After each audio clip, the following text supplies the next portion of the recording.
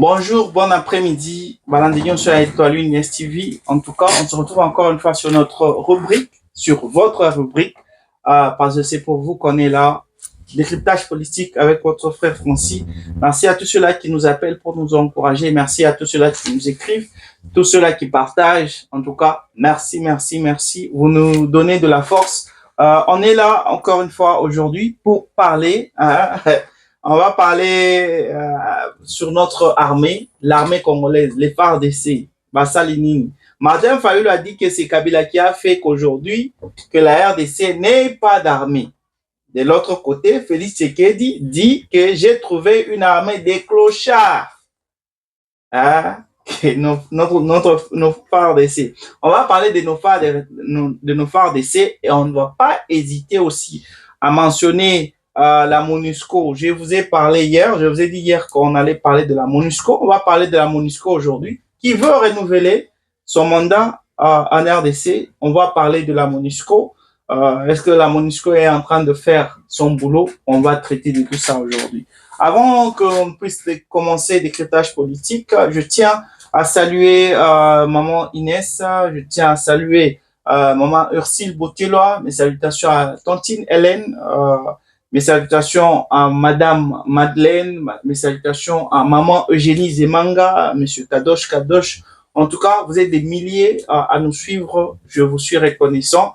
Je sais que c'est pas facile pour nous de retenir vos noms, mais soyez juste fidèles, écrivez-nous, commentez. On ne va pas hésiter de retenir vos noms parce que on reconnaît les personnes qu'on cite, ce sont vraiment des fidèles de décryptage politique et pourquoi pas de Étoile Inès TV. Alors, comme je l'ai dit, on va parler de notre armée. Comme vous le savez, l'armée constitue même la base. L'armée, en tout cas, c'est même ça le pays. Avant qu'on puisse parler des infrastructures, avant qu'on puisse parler de l'emploi et qu'on sort l'armée, la sécurité, elle compte. Vraiment, elle compte. Elle compte dans tout pays qui se respecte ou qui veut être respecté. C'est d'abord l'armée qui compte. Si votre armée est par terre, votre pays sera par terre. C'est comme ça. C'est comme ça. Alors, on va parler de notre armée. Je vous passe d'abord la première vidéo. C'est celle de Fayulu. Il nous dit quelque chose. On suit ça. Et puis, je vais vous passer la deuxième de Félix Tshisekedi. Et puis, je vais revenir pour faire mon analyse. Vers Félix Tshisekedi, j'imagine vers d'autres hommes politiques. Quid de Joseph Kabila? Après des années de brouille, vous avez signé une déclaration commune avec lui le 1er mai. Depuis le 30 septembre, il a été condamné à mort pour traîtrise, pour trahison et crime de guerre. D'après vous, est-ce que Joseph Kabila peut faire partie de la solution ou est-ce que il fait partie du problème? Le pouvoir l'accuse d'être avec Paul Kagame dans une tentative de déstabilisation. Nous disons le dialogue national inclusif. Donc, toute personne, tout Congolais, Kabila a géré ce pays pendant 18 ans. Il a une responsabilité. Kabila a fait que le pays n'ait pas d'armée. Pourquoi? Il faut qu'il vienne quand on va parler des causes profondes de cette crise. Et pourquoi les Congolais n'est pas capable de répondre militairement aux attaques du Rwanda. Pourquoi? Donc Kabila doit être là, tout le monde. Nanga aussi doit être là.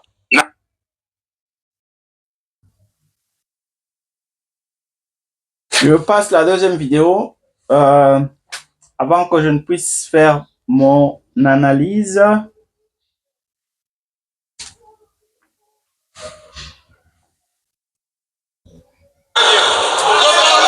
Les premiers à la détruire, c'est d'abord nous-mêmes les Congolais.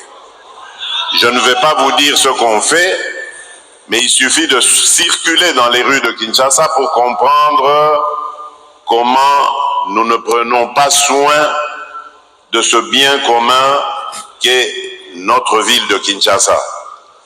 Moi qui suis un ancien, je peux vous dire que j'ai vécu l'époque où on surnommait encore notre ville Kinshasa la Belle.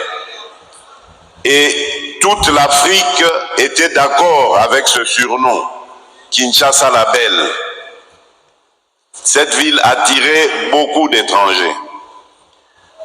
Autre exemple du manque de patriotisme, la corruption. Ce sont les Congolais eux-mêmes qui détruisent les efforts qui sont fournis pour rassembler, mobiliser davantage de recettes et construire ce pays. Vous trouverez la corruption dans tous les secteurs de la vie nationale. Or, la corruption est un cancer. Quand vous détournez de l'argent, par exemple, destiné à l'éducation des enfants, mais vous tuez l'avenir de ce pays. Quand vous détournez de l'argent destiné aux soins de santé des individus, mais vous mettez en péril tout un peuple qui peut, pour construire son pays, qui a besoin d'être en bonne santé. Et c'est ça, ce manque de patriotisme que nous avons. Et le dernier exemple que je donnerai, il y en a plein, vous les connaissez, vous les vivez tous les jours, c'est celui qui me tient en ce moment à cœur, celui...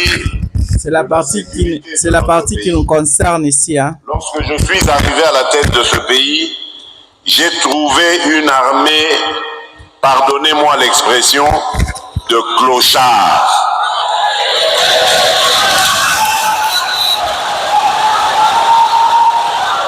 Je vous dis très sincèrement, j'avais une admiration sans faille pour nos militaires, mais les militaires de troupes, parce que ces gens, on les envoyait au combat sans ration, sans solde, sans munitions, sans encadrement, et on leur demandait de faire des miracles. Et il leur est arrivé de faire des miracles. Voilà pourquoi, lorsque je suis arrivé, je me suis attaqué d'abord à l'heure sociale, en mettant le mieux possible, et je sais qu'il y a encore beaucoup de choses à faire de ce côté-là, mais en mettant le mieux possible à l'abri leurs enfants, leurs épouses, donc en bref leurs dépendants, pour que eux ne puissent se consacrer que à leur tâche qui est celle de la défense de la patrie. Voilà. Je pense que on a tous suivi les deux vidéos. Martin Fayulu a dit ceci. Il a dit que Joseph Kabila, parce que là, il est en train encore une fois d'évoquer le même problème ou la même solution selon lui. Comment on peut gérer la situation sécuritaire à l'est du pays? Il dit que la RDC, pour que Félix Tshisekedi puisse terminer le problème que nous avons en RDC, ce problème sécuritaire, la seule solution que Félix Tshisekedi doit faire, ou la seule chose qu'il doit faire, c'est de convoquer un dialogue inclusif. Il avait d'ailleurs dit la dernière fois que c'était imminent que le président puisse convoquer cela pour terminer la guerre. Et il a dit, par rapport toujours à la participation ou aux participataires à cette réunion, il a dit que Joseph Kabila doit être là parce que du temps, c'est lui qui a fait que la RDC n'ait pas d'armée. Il doit être là pour s'exprimer quand il parle des causes profondes. Joseph Kabila doit être là et Nanga aussi doit être là. Vous savez, j'ai toujours dit ceci. J'ai toujours dit que Non, Martin Fayoulou, c'est quelqu'un qui est intelligent, c'est quelqu'un qui a toujours, il a toujours approuvé la plupart de ces choses, des choses qu'il arrive à dire. Parce que si vous réfléchissez, vous voyez un peu sa façon de faire les choses, vous allez comprendre que c'est quelqu'un qui soit aime le pays, ou bien il est en train de chercher la popularité qu'il avait perdu du temps quand il s'était associé à Joseph Kabila. Alors, après tous ces discours qu'il a fait récemment, il est le seul d'ailleurs qui s'exprime ouvertement, à part les autres là, Jean-Marc Abound et autres. Moïse Katumbi, il est un peu réticent, il est silencieux. Lui, quand il parle, c'est juste pour condamner Félix Tshisekedi et aussi réclamer le dialogue inclusif. Il n'a jamais été ouvert quant à la situation de l'Est, dire que non, il condamne ce que le Rwanda fait, ni Nanga, non, il n'a jamais dit ça. Mais c'est un monsieur, vous l'avez suivi récemment sur l'héritage politique, son porte-parole, Olivier Kamitatou, avait dit que si si la constitution n'avait pas été changée jusque-là, c'est grâce à ses amis du M23, de l'AFC M23. Donc, ses amis, c'est-à-dire les amis du parti Ensemble pour la République de Moïse Katumbi. Donc, il a exprimé ouvertement que l'AFC M23 travaillait pour la République, pour l'ensemble, pour la République. On peut mettre ça de cette manière. Alors, par rapport à Martin Fayoulou, il est le seul qui condamne parmi tous les opposants, il est le seul qui condamne les actions belliqueuses du Rwanda. Il est le seul qui dit haut et fort ce que le président veut, parce que le président, je vais vous rappeler que le président a déjà accepté l'accord inclusif. Il avait même demandé une feuille de route de la Senco, chose qui avait été faite, mais la seule condition qui reste pour que ce fameux dialogue inclusif puisse être organisé, c'est qu'il avait demandé à tous les participataires, toutes les personnes qu'on a citées dans cette feuille de route, que ces personnes puissent publiquement dénoncer les actions du Rwanda, puissent reconnaître que le Rwanda est derrière ce qui se passe à l'Est. Voilà pourquoi je vous avais dit que le président Félix Tshisekedi était plus malin que les opposants, parce que depuis qu'il avait dit ça, il n'y a personne qui le fait, à part, bien sûr, Martin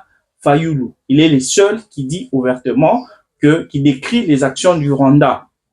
Alors, une chose que je ne veux pas toujours, ou que je n'aime pas dans tout ce que Fayoulou lui dit, c'est qu'il soutient encore une fois le dialogue inclusif. Le président avait dit oui, mais il avait dit qu'il ne peut pas s'asseoir avec les personnes qui sont efféondées au Rwanda. Là, nous citons Joseph Kabila, je cite Corneille Nangaa, qui sont des personnes qui travaillent pour le Rwanda. Alors, avec tout ce qui se passe à l'est du pays, avec tout ce qui se passe en RDC, le Rwanda qui est en train de tuer nos frères et sœurs, pourquoi, je me dis, pourquoi est-ce que Félix Tshisekedi voudra s'asseoir sur une même table avec Joseph Kabila, qui, je rappelle, est condamné à mort? Pourquoi Félix Tshisekedi devra s'asseoir sur une même table avec Corneille Nangaa? Parce que je peux d'abord, fions-nous un peu sur ces accords-là. À Doha, Félix Tshisekedi est en train de traiter avec les deux. Il traite déjà avec Joseph Kabila et avec Nangaa. Alors pourquoi traiter avec eux en face à face? Mais non. Parce que à Doha, là, ce sont les M23 qui sont dirigés et chapeautés par Corneille Nangaa. Donc, indirectement, c'est un dialogue qu'ils sont en train de faire. Bien que Corneille Nangaa ne soit pas à Doha en présentiel, mais quand même, les représentants du M23 reçoivent des instructions de Paul Kagame et de Corneille Nangaa, de ce qu'ils doivent dire, de ce qu'ils doivent faire. Alors, je ne vois pas pourquoi on doit Félix Tshisekedi doit s'asseoir sur une même table avec Joseph Kabila, Corneille Nangaa. Parce que là, encore une fois, comme je ne cesse de le dire, les personnes qui ont érigé cette feuille de route ne s'inquiètent pas de la vie des personnes qui ont été mortes, de la justice pour les personnes qui ont déjà été tuées jusque-là. C'est une insulte, si je peux le dire, aux millions de personnes qui sont déjà mortes à cause de ces personnes-là, avec lesquels vous voulez vous asseoir sur une même table pour traiter, soi-disant, des causes profondes. Je ne sais pas de quelles causes profondes vous voulez parler, parce que les Banyamulenge, ce sont des Rwandais. Ils peuvent s'autoproclamer Congolais, mais si vous êtes Congolais, respectez les institutions congolaises. Comment vous pouvez dire que vous êtes Congolais, mais vous prenez des armes pour tuer vos propres frères congolais et vous pillez des minéraux pour les Rwandais? Et comment est-ce qu'on peut vous dire que vous êtes des Congolais? Vous comprenez? Donc, vous allez voir qu'il n'y a pas de cause profonde. Tout ce qui se passe à l'est du pays, on est en train juste d'accomplir le vœu ou la mission de Kagame, qui est de former l'empire Ima Tutsi, l'empire qui va comporter le Rwanda, l'Ouganda ainsi que le Kenya. C'est ce qui est en train de se passer. Parce que s'il y avait soi-disant un problème de traiter les causes profondes, il y a depuis longtemps que cela aurait déjà été fait. Joseph Kabila, lui, qui avait bien sûr en 2002 parlé de traiter de cet accord, fameux accord entre le Rwanda et Kigali aux États-Unis. Vous allez vous rappeler, je vous ai déjà passé ça sur l'héritage politique, qu'il était en face de George Bush et Thabo Mbeki, l'ancien président sud-africain. Il a compris quelques années plus tard que cela n'allait aboutir à rien. Il a dit que non, ce ne sont pas les Occidentaux qui vont gérer les problèmes des Congolais. Cette situation sécuritaire ne peut se résoudre qu'entre nous. Il avait compris cela, mais vous allez aussi vous rappeler que du temps de Joseph Kabila, il y avait toujours la guerre à l'est du pays. Alors, c'est ce qui nous envoie dans cette deuxième vidéo du président Félix Tshisekedi. Il a dit qu'il avait trouvé une armée qui était par terre, une armée vraiment qui était par terre, une armée des clochards. Il s'est excusé pour le mot qu'il a utilisé. Je peux confirmer ce qu'il a dit. Le président a totalement raison parce que il a cité des points, il a parlé de l'esprit, il a parlé de manque de patriotisme parmi les Congolais et il a aussi parlé de corruption. L'armée des clochards, il a parlé d'une armée où les soldats allaient au front sans munitions, sans armes, leur famille était affamée, il n'y avait pas de nourriture et consorts, mais quand même, ces gens-là opéraient des miracles. Là, c'était les mots du président de la République. Voilà pourquoi il a tout fait pour s'occuper des dépendants des soldats, pour que quand ils sont au front, qu'ils ne puissent pas s'inquiéter de leur famille. Et je pense que c'est une très bonne chose que le président est en train de faire. Je vous rappelle que le président de la République, en 2023, il a doublé le budget militaire. Il est passé de 344 à 688 millions de dollars. Et en 2026, après avoir augmenté le budget national, un tiers de ce budget sera consacré encore une fois à l'armée. Là, on ne parle plus de millions, on parle de milliards de dollars qui seront consacrés à l'armée, ce qui est vraiment une très bonne chose. Donc, vous sentez et vous voyez la volonté du président de la République d'assainir l'armée congolaise, de remanier cette armée, ce qui est une très bonne chose. Mais je me dois aussi de dire certaines choses par rapport à ça. Je trouve que c'est très bien que cela soit fait ainsi, mais il y a toujours des choses que nous devons combattre. Par exemple, les points qu'il a lui-même cités, la corruption. Comment est-ce qu'on peut augmenter le budget national, le budget militaire au moment où on n'a pas encore traité les causes, la corruption? Parce que même l'argent, quand le budget il a été doublé, il y a des soldats au front qui ont témoigné qu'ils étaient au front sans jamais recevoir quelque chose.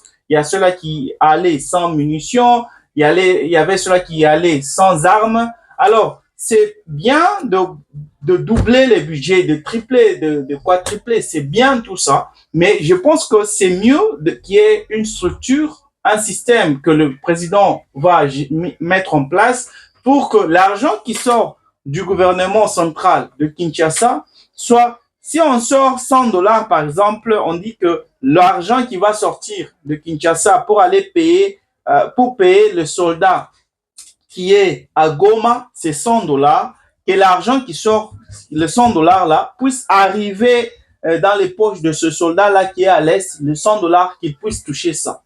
Aussi longtemps qu'il n'y a pas de structure ni de système pour protéger les fonds militaires, pour encadrer les militaires, les soldats n'ont pas des comptes bancaires, Ça, ce n'est même pas un problème, mais le système qui permet que c'est l'argent qui sort à Kinshasa, si on dit qu'on sort, par exemple, 100 millions de dollars pour acheter les armes, on achète les armes et quand les armes arrivent, il y a un système qui permet que ces armes soient acheminées au front. Il y a un système de contrôle, vérification et tout pour que l'argent qui est dépensé, l'argent qui a été versé soit dépensé pour les causes pour lesquelles l'argent a été versé.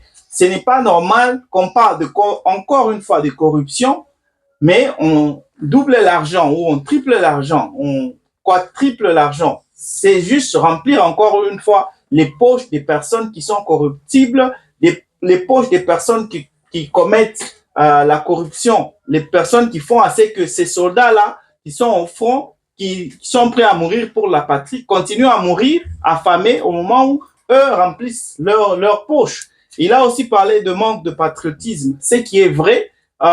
C'est là qu'on parle de méritocratie. Vous ne pouvez pas mettre les personnes qui ne sont pas dignes, qui ne méritent pas d'être d'abord dans l'armée, vous les appelez juste comme ça, vous leur proposez de l'argent et ces personnes-là trouvent ça comme, c'est comme un emploi. On n'a pas besoin d'étudier. Vous pouvez, bon, j'ai échoué ma vie, je peux être soldat parce que là, j'ai pas besoin d'étudier ou quoi, je me lance dans l'armée. Hein? Et puis, quand vous commencez à toucher l'argent, quand il y a la guerre, vous ne faites rien, parce que vous êtes retrouvé là-bas par accident. C'est juste parce que vous êtes là par défaut. Vous avez échoué dans votre vie, vous acceptez maintenant de vous lancer dans l'armée. C'est ce qui se passe. Je vous avais montré l'autre fois sur le décryptage politique, quand le président avait doublé le budget militaire de l'armée, il y avait des soldats qui se faisaient filmer, en train de boire de l'alcool.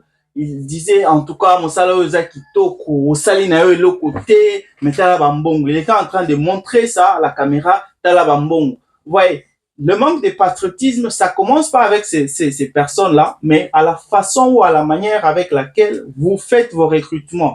Il y a des personnes qui sont prêtes à mourir pour la patrie. Je vous donne l'exemple de Wazalendo. Je ne parle pas de ceux-là qui ont accepté de devenir des rebelles, de trahir le pays, mais les vrais Wazalendo qui sont encore là, prêts à mourir, eux qui ne touchent pas de salaire, eux qui acceptent de manger la bouillie, demain ils vont aller au front pour aller se battre. Ces gens-là méritent des titres dans l'armée. Ils méritent même des postes de ces généraux-là qui sont à Kinshasa, mais qui donnent des instructions à partir de Kinshasa. Ils n'ont jamais été à l'Est pour se battre, savoir ce qui se passe, mais ils donnent des instructions à partir de Kinshasa. Mais vous leur donnez des étoiles. Exemple, le général là, Chiwewe. Celui qui avait une seule étoile, mais du temps de Félix Tshisekedi, automatiquement, il a 4 étoiles. Sans combat, sans rien, juste comme ça. Il y a une autre information que je dois vous parler parce que ça constitue aussi l'actualité politique d'aujourd'hui. Avant de terminer, parce qu'on tend vers la fin, c'est la MONUSCO qui veut renouveler encore, c'est dans quelques jours, son mandat. Je vous rappelle que la MONUSCO, son mandat devrait se terminer le 20 décembre de ce mois. Alors, la MONUSCO veut se préparer à renouveler son mandat. Je me dois de vous signaler que les États-Unis ont fustigé que les M23 bloquent depuis des mois la MONUSCO et cela a compromis sa capacité à opérer de manière efficace. Je vous l'avais déjà dit encore une fois sur décryptage politique. Donc, les M23 va bloquer la MONUSCO. Donc, vous restez dans votre base. Je vous rappelle que leur base militaire est à Ituri. On leur a dit, vous ne bougez pas, restez là où vous êtes. On ne veut pas avoir des mouvements.